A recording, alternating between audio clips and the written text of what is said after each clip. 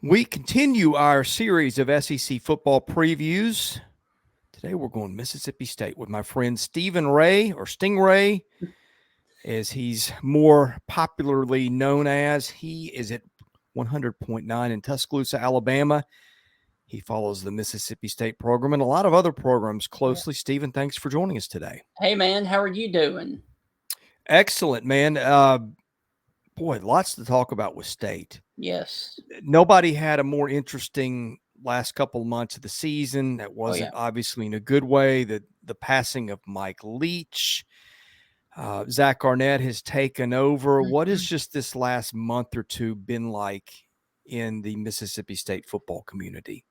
Up and down. I mean, really, Yeah. because, you got so much pressure on you because you're 0-2 going into the Egg Bowl that go up there and win that game in dramatic fashion. And then you get to the bowl prep, and then you have the issue with, unfortunately, Mike Leach.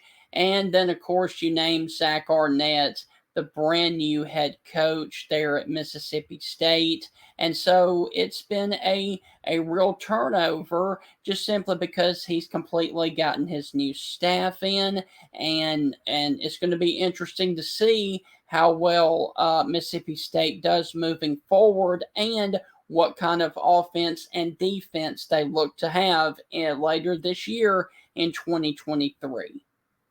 Yeah, and we're doing this the last week of January of 2023, so things could change by the time Right. people see this. But what is your gut feeling tell you how much will change? Mike Leach obviously ran the air raid. It's not an offense that most teams run.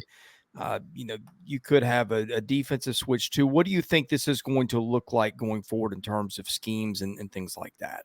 What I'm hearing is basically similar to what Georgia runs with more tight ends being in the picture. They do want to keep some of the air raid stuff going in honor of Mike Leach, but this is Zach Arnett's team, and so they kind of want to do what Georgia looks like right now.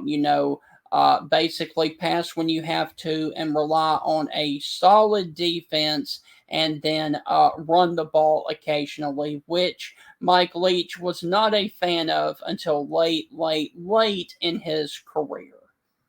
Yeah, and they actually ran the ball decently well last year. Yes. You would think, though, that speaking of running, they picked up a running quarterback in the transfer Oh, portal and yeah. Vanderbilt to Mike Wright. However, you would think it's going to be hard for Mike Wright to unseat Will Rogers, who has Right. set all kinds of records and will set all sorts of records next year. A leader, a kid who's had some terrific games, and one more year for him back at the helm of the offense in Starkville. Right. Well, here is my biggest thing going into the football season for 2023.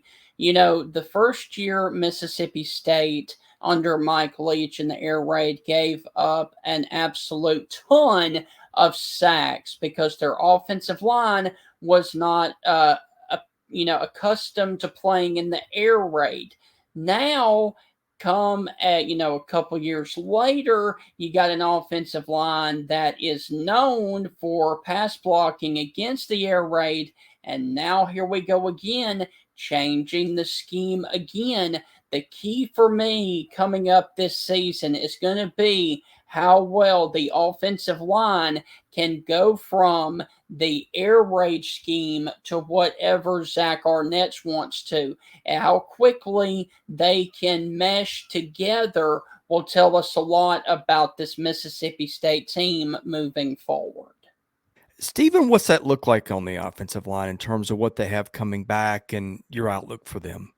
I think it's pretty strong, and especially like you said, if because one of the things that really hurt Mississippi State and Will Rogers in the air raid was a gap pressure. If you could do him on the outside and the backs could pick him up, that's fine. He could step up, he could throw. But a gap pressure always hurt Will Rogers with the air raid. And now, if you are basically doing some more of the power I like Georgia does, you have a little bit more wiggle room for your quarterback to look and throw the ball in a different direction. Well, they won't be hurting for guys to get the ball to on offense. Right. Jaquavius Marks is back, who obviously was their leading rusher last year. He's caught a Hmm. ton of balls. Rufus Harvey back.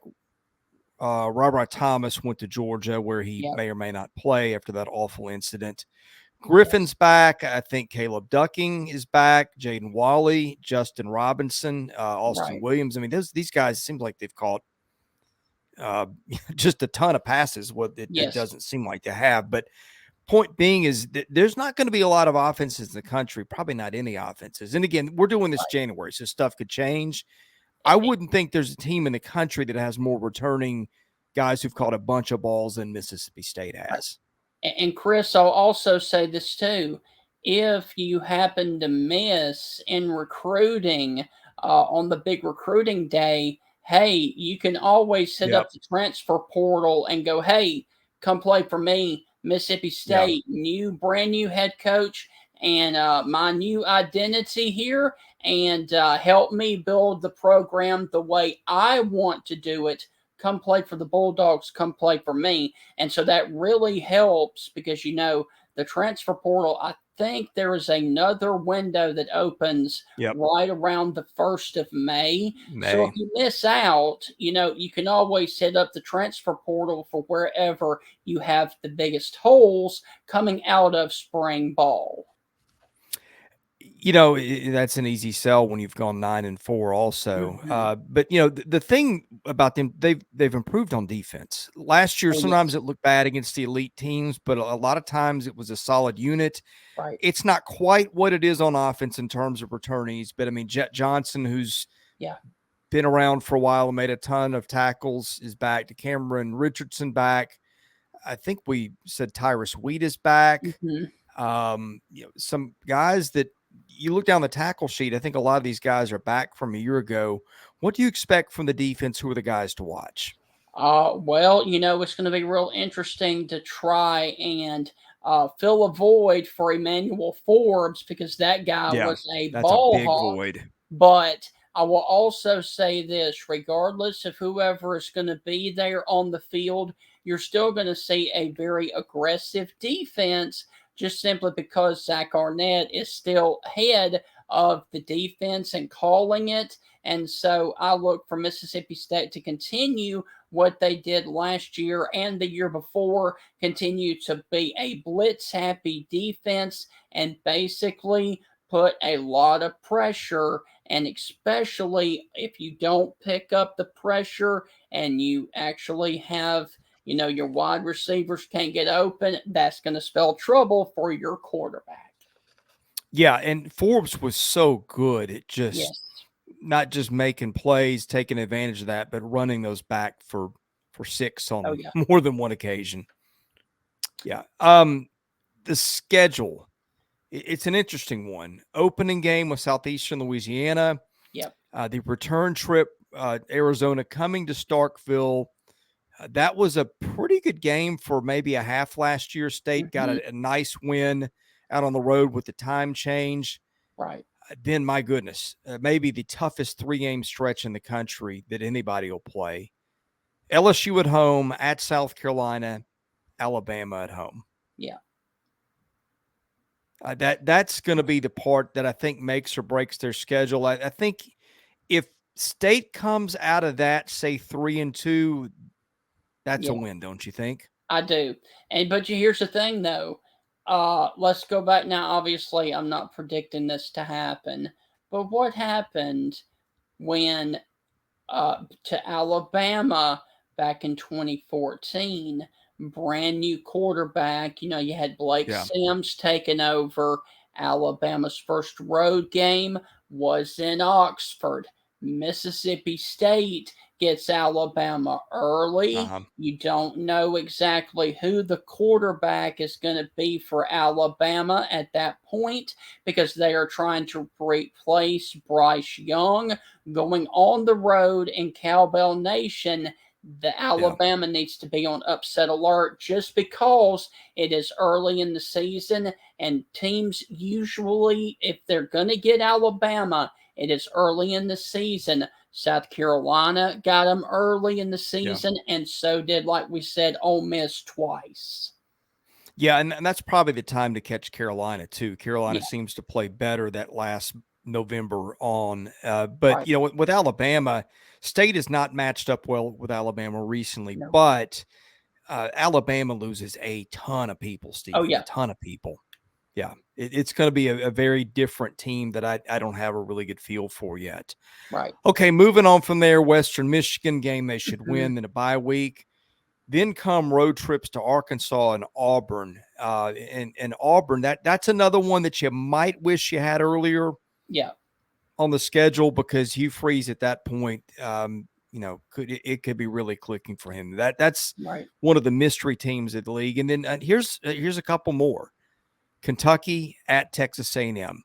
Really Yes. don't have a great feel on what to get out of either of those for different reasons either. Hmm. I agree with Then that. But, yeah. Mike Leach was notorious for beating Texas A&M, and you know that Zach Arnett wants to keep that tradition going in his honor. Yeah, I think everybody does. That's a game a lot of teams have circled. Southern Miss, which got a little better, I think, under Yeah. Will Hall a year ago, and then the Egg Bowl with Ole Miss, and another Yes. program that I just have a lot of difficulty sizing up where Ole Miss is coming into 2023, Right. given how Ole Miss got off to that unbeaten start with the weak schedule, and then it just kind of collapsed. But some of that too was the Lane Kiffin uncertainty. You would Yeah. think that won't be an issue this year. So that's another one that just, as we sit here in January, really hard to size that one up. Oh, yeah. Definitely. So honestly, I'm gonna have to say best case scenario for them would be 9-3 or 10-2, depending on if they get Alabama. And I think the worst they could go would be 7-5 or 6-6. I still It think seems like, Mississippi State yeah. is talented enough to get to a bowl game. However, with all of the uncertainties and the changing of the offensive scheme, I just don't know what to expect yet. Well, it seems like there's an awful lot of swing games there. I'm Yes. just having a hard time sizing up how these teams match up, and probably half the game. Arizona's another one too. Arizona is, I think Jed Fish has recruited pretty well from what I hear. Right. That's not a program we hear a lot about. I don't think they went to a bowl last year, but he's improved them. Sometimes it takes a couple years. Right. I see a lot of swings. That's one that they should be favored to win, but I don't Yeah. see. I'll see a lot of games at State I count them out of on the front end, and I don't see a lot of games that I'm like, that's a slam dunk win either. I mean, Western Michigan would be one, And Sealer then would be Southern one. Miss. Yeah, Southern Miss would be one, and I think Arizona's one that they Right. win. And they're going to get a couple in the league too, but Oh, it's yeah. it's a little hard to pinpoint. And look, that's just college football. It's the Yes. transfer portal. We're sizing things up in January. We could do this whole thing again and in August, and between transfers and injuries, it looks a lot Right. different. But Hey, yeah, I will say this though, Chris. The only team we know for sure is going to be decent next year, and that's the Georgia Bulldogs. Other than that, we don't know. I would throw LSU in that. Yeah, I agree I, with I that. think LSU, in my mind, right now is the favorite in the West if I had to name Yes. one today. But Yes. it's interesting. It's always interesting in the West. It is always hyper competitive. Stephen, any parting thoughts? Any topics we didn't touch on that are worth a mention before we end this? I do believe either the Southeast Louisiana game or the Arizona game, I think you are going to see another Mike Leach tribute for their Ah, first home game since Mike Leach's passing. So make sure you tune in for that and keep up to date on which of those games will be the tribute to Mike Leach. Yeah, he was a special guy. That'll be a special time, and I can't wait to see what they do to honor Mike Leach. Okay, tell folks out there how to follow your coverage. You do a great job on your show down in Tuscaloosa. How do folks find that? If they get it on the rewind, where do they catch that? Okay. We are on Tide 100.9 down in Tuscaloosa.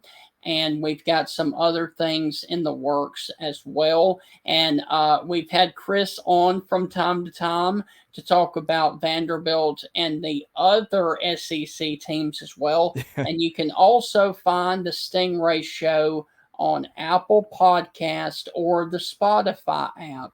Just look for the Stingray Show Tide 100.9. Also, you can give me a follow on Twitter at StephenRay30 or on Facebook, Stephen Stingray Ray. You do a good job. You have a lot of fun with your shows. We appreciate you coming on to talk to Bulldogs, and I will imagine we'll do this again. And oh yeah, if not before the season, then certainly during the season. Absolutely, man. I look forward to it. Likewise. Well, okay, we are doing previews of all 14 SEC teams. Best way to catch that, hit that subscribe button, hit the like button if you like this. We are doing also tons of baseball coverage. Just jump into that in the end of January, and wall-to-wall basketball. That's videos, usually multiple videos, 5 to 6 days a week. So we are your home for SEC football, basketball, and baseball coverage. He's Stingray. I'm Chris Lee. Thanks for watching. We'll catch you again soon at Southeastern 14.